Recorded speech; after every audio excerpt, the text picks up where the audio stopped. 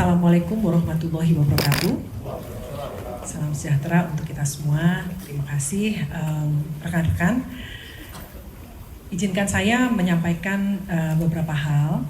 Yang pertama, sebagaimana teman-teman media ketahui bahwa kemarin 3 anggota Dewan Komisioner OJK mengundurkan diri, yaitu Pak Mahendra Siregar sebagai Ketua Dewan Komisioner, Pak Mirsa Aditya Suara sebagai Wakil Ketua, dan juga Pak Inarno Jayadi sebagai Kepala Eksekutif Pengawas Pasar Modal, Derivatif, dan Karbon telah mengundurkan diri.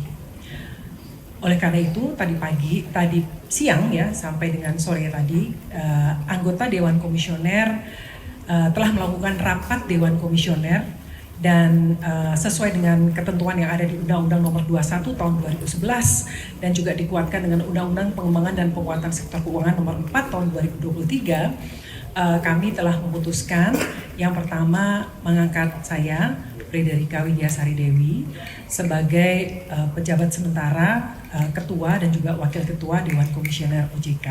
Sementara tugas kami sebagai Kepala Eksekutif Pengawas Perilaku Pelaku Usaha Jasa Keuangan Edukasi dan Perlindungan Konsumen juga tetap kami emban.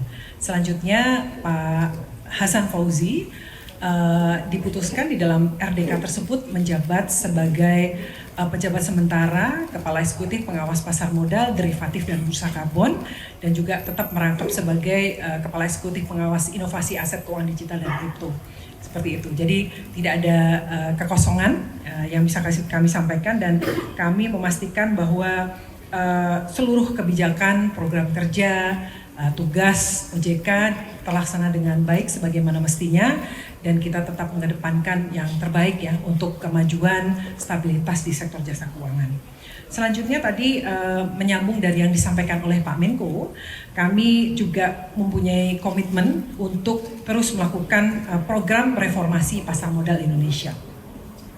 Dengan mencermati gejolak pasar yang teman-teman media juga amati beberapa waktu ini, dan juga concern dari berbagai pihak, kami OJK bersinergi dengan pemerintah dan juga seluruh stakeholder terkait akan mempercepat reformasi di pasar modal melalui pendekatan yang lebih holistik, mulai dari perbaikan kualitas emiten dan saham yang diperdagangkan, peningkatan literasi dan juga perlindungan kepada investor, terutama investor retail, serta penegakan hukum yang tegas dan konsisten.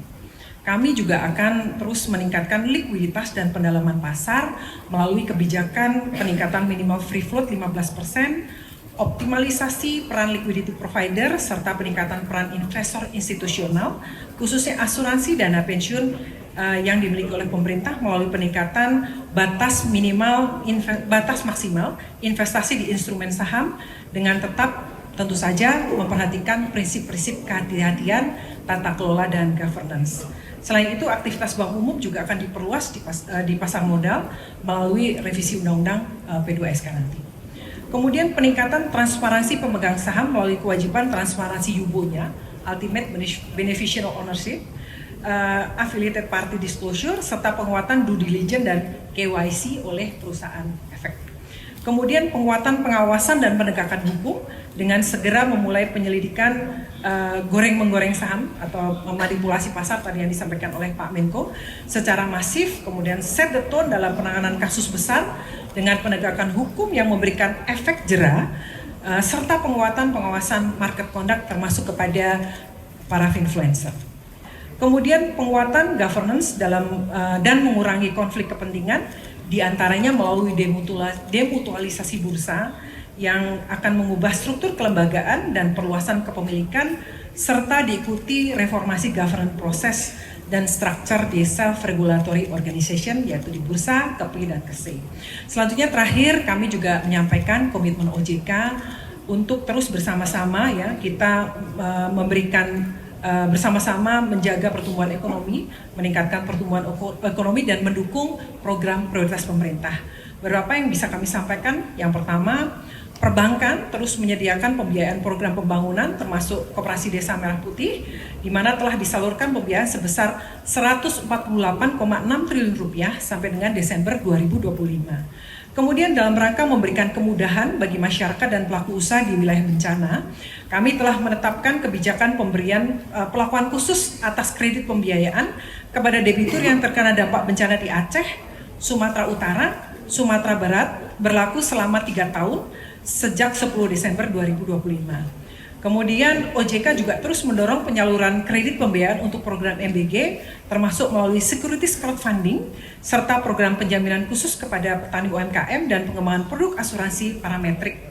Dapat kami sampaikan bahwa angkanya per Desember 2025 sebesar 1,17 triliun penyaluran kredit sudah disalurkan.